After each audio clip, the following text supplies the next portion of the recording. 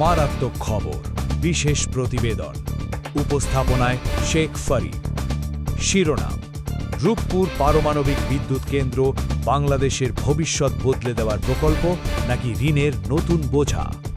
আসসালামু আলাইকুম, স্বাগতম মারাত্মক খবরের বিশেষ আয়োজনে। আমি শেখ ফরিদ। আজ আমরা আলোচনা করব বাংলাদেশের সবচেয়ে আলোচিত, ব্যয়বহুল এবং কৌশলগত প্রকল্পগুলোর একটি রূপপুর পারমাণবিক বিদ্যুৎ কেন্দ্র নিয়ে। পাবনার ঈশ্বরদীতে নির্মিত এই প্রকল্প শুধু একটি বিদ্যুৎ কেন্দ্র নয়, বরং এটি বাংলাদেশের জ্বালানি নিরাপত্তা, শিল্পায়ন, প্রযুক্তিগত অগ্রগতি এবং ভবিষ্যৎ অর্থনীতির সঙ্গে সরাসরি সম্পর্কিত একটি জাতীয় মাইলফলক। দর্শকবৃন্দ, বহু বছর ধরে বাংলাদেশ বিদ্যুৎ সংকট, লোডশেডিং এবং আমদানি নির্ভর জ্বালানির চাপে ভুগেছে। শিল্প কারখানা, কৃষি সেচ, হাসপাতাল, তথ্য প্রযুক্তি খাত সব ক্ষেত্রেই নিরবচ্ছিন্ন বিদ্যুতের চাহিদা দ্রুত বেড়েছে।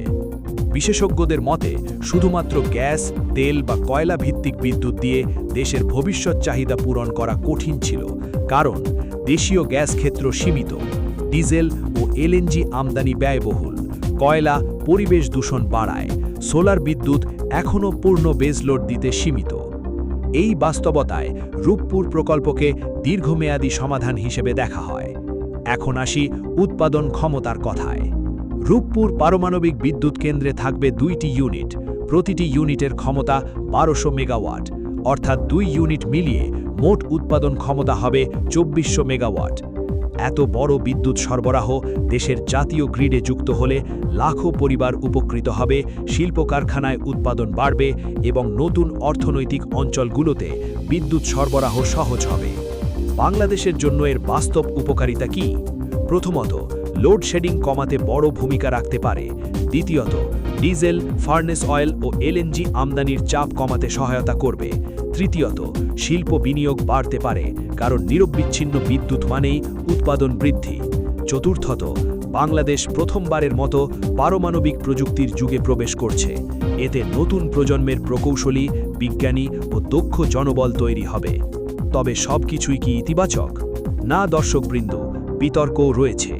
প্রকল্প ব্যয় বেড়েছে, ঋণ শোধ, সুদ, রক্ষণাবেক্ষণ, নিরাপত্তা ব্যয় সব মিলিয়ে ভবিষ্যতে বড় আর্থিক চাপ তৈরি হতে পারে।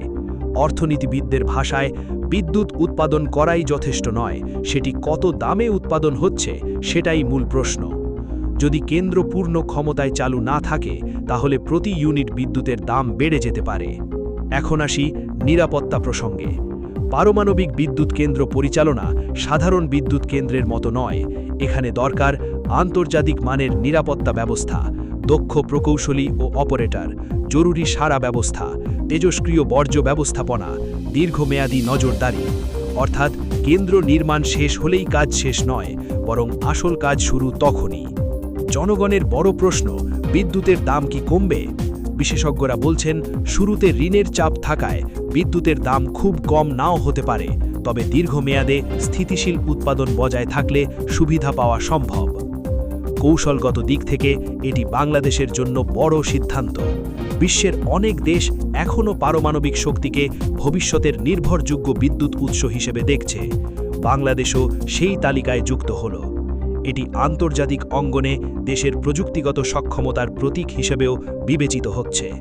রূপপুর পারমাণবিক বিদ্যুৎ কেন্দ্র বাংলাদেশের ভবিষ্যৎ বদলে দিতে পারে, যদি সিদ্ধান্তের মতো ব্যবস্থাপনাও বড় হয়। আপনার মতামত কি? এটি কি বাংলাদেশের গর্ব নাকি ঋণের বোঝা? কমেন্টে জানান। আমি শেখ ফরিদ, শুনছিলেন মারাত্মক খবর। আল্লাহ হাফেজ।